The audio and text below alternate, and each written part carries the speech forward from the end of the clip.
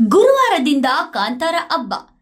S, ನಟ ರಿಷಬ್ ಶೆಟ್ಟಿ ನಟಿಸಿ ನಿರ್ದೇಶಿಸಿರುವ ಕಾಂತಾರ ಒಂದು ದಂತಕಥೆ.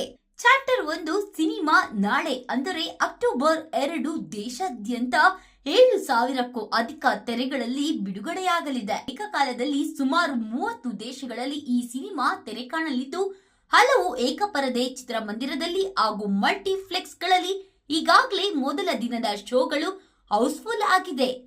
ಕೆಲವು ಮಲ್ಟಿಪ್ಲೆಕ್ಸ್ಗಳು ಪ್ರತಿದಿನ 26ರಿಂದ 27 ಪ್ರದರ್ಶನಗಳನ್ನ ಕಾಂತಾರ ಸಿನಿಮಾಗಾಗಿಯೇ ನೀಡಿದೆ. ಏಕಪರದೆ ಚಿತ್ರಮಂದಿರಗಳಲ್ಲಿ ಬೆಳಿಗ್ಗೆ 6:30ರಿಂದ ಪ್ರದರ್ಶನಗಳು ಆರಂಭಗೊಳ್ಳಲಿದ್ದು, ಬೆಂಗಳೂರಿನಲ್ಲಿ 100ಕ್ಕೂ ಹೆಚ್ಚು ಅಧಿಕ ಏಕಪರದೆ ಹಾಗೂ ಮಲ್ಟಿಪ್ಲೆಕ್ಸ್ಗಳಲ್ಲಿ ಕಾಂತಾರ ತೆರೆ ಕಾಣುತ್ತಿದೆ. ಸಿನಿಮಾ ಟಿಕೆಟ್ ದರವನ್ನ ಗರಿಷ್ಠ 200ಕ್ಕೆ ನಿಗದಿಪಡಿಸಿದ ಗೃಹ ಇಲಾಖೆ ಹೊರಡಿಸಿರುವ ಅಧಿಸೂಚನೆಗೆ ವಾರದ ಹಿಂದಷ್ಟೇ ಹೈಕೋರ್ಟ್ ಮಧ್ಯಂತರ ತಡೆ ನೀಡಿತ್ತು. ಹೀಗಾಗಿ ಮಲ್ಟಿಪ್ಲೆಕ್ಸ್ಗಳಲ್ಲಿ ಕಾಂತಾರ ಸಿನಿಮಾ ಟಿಕೆಟ್ ದರ ಗರಿಷ್ಠ ₹1,000ಕ್ಕೆ ತಲುಪಿದೆ.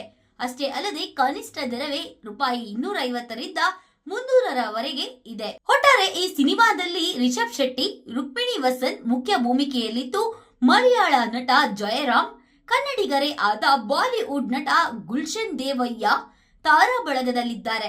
ಕೇರಳದಲ್ಲಿ ಪೃಥ್ವಿರಾಜ್ ಪ್ರೊಡಕ್ಷನ್ ಈ ಸಿನಿಮಾವನ್ನ ಬಿಡುಗಡೆ ಮಾಡಲಿದ್ದು, ನೇಪಾಳ ಸೇರಿದಂತೆ ಉತ್ತರ ಭಾರತದಲ್ಲಿ ಈ ಸಿನಿಮಾವನ್ನ ಎಎ ಫಿಲ್ಮ್ ಬಿಡುಗಡೆ ಮಾಡಲಿದ್ದು, ಪ್ರೀಕ್ವೆಲ್ ಅನ್ನು ಈಗಾಗಲೇ ಪ್ರೈಮ್ ವಿಡಿಯೋದಲ್ಲಿ ದೊಡ್ಡ ಮೊತ್ತಕ್ಕೆ ಖರೀದಿಸಿದೆ. ಕದಂಬರ ಆಳ್ವಿಕೆಯ ಕಾಲದಲ್ಲಿ ಹುಟ್ಟಿದ ದಂತಕಥೆಯ ಕಥಾಹಂದರ ಇದಾಗಿದ್ದು, ಕನ್ನಡ, ಇಂಗ್ಲಿಷ್ ಸೇರಿದಂತೆ 7 ಭಾಷೆಗಳಲ್ಲಿ ಸಿನಿಮಾ ಬಿಡುಗಡೆಯಾಗಲಿದೆ.